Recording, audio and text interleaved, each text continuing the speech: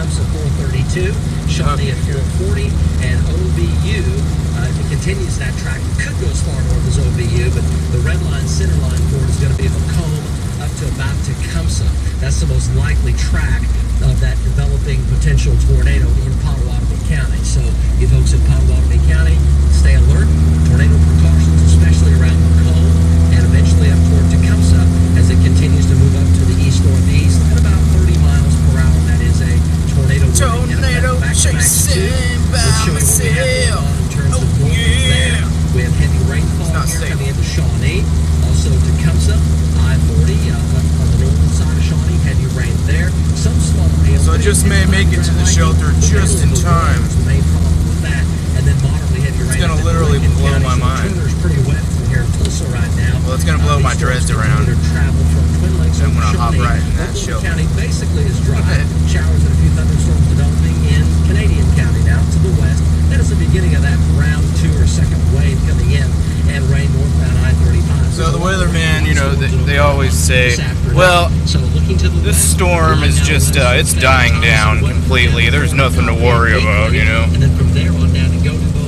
But, I mean, there's still rotation. Of course, there's a chance of another fucking tornado popping up. And so, yeah, we was just reissued the tornado warning. Just pisses me off, man. I know there's lots of variables that go into a tornado, like how humid the ground is, how cool the air is above it, and the warm, dry layer in between it. And we don't know when that warm air is just going to decide to bust through the warm air's asshole and produce a tornado.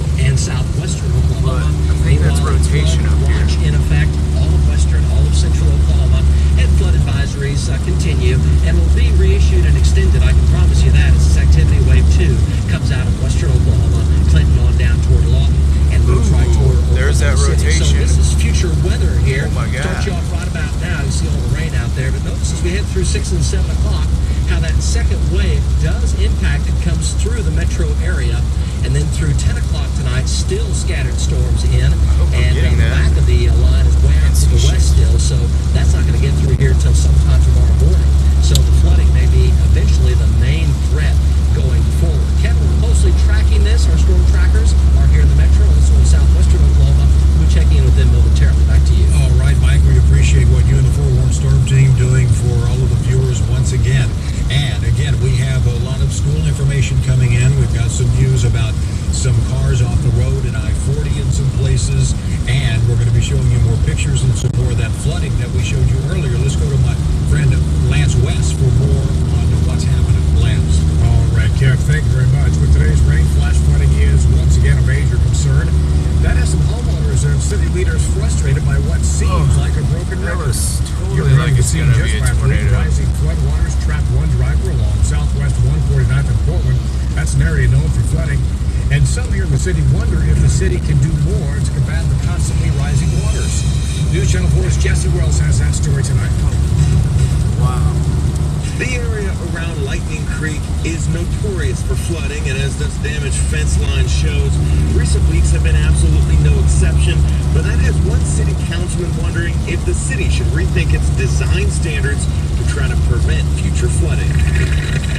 It's a sight and sound many in Oklahoma City fear: heavy rains followed by flooding. It was up about where one of the recent storms left Jim with 2 feet of water in his home. Like a lot of neighbors, Jim had to toss nearly all of his belongings when he gets that nasty water from that creek. It's pretty much done. Jim has lived right next to Lightning Creek for nearly 2 decades, but never before got water in his home. He does not live in a flood zone and does not have flood insurance. I've seen water in the last month, places I never saw water before. Councilman Pete White questioned the city's investment of another $1.6 million, approving final plans for this detention pond along Lightning Creek because Pete doubts it'll solve the frequent flooding issues. We spent a lot of money and they haven't really solved the problem.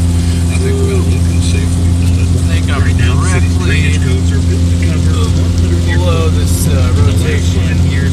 Oklahoma City has seen 3 500-year floods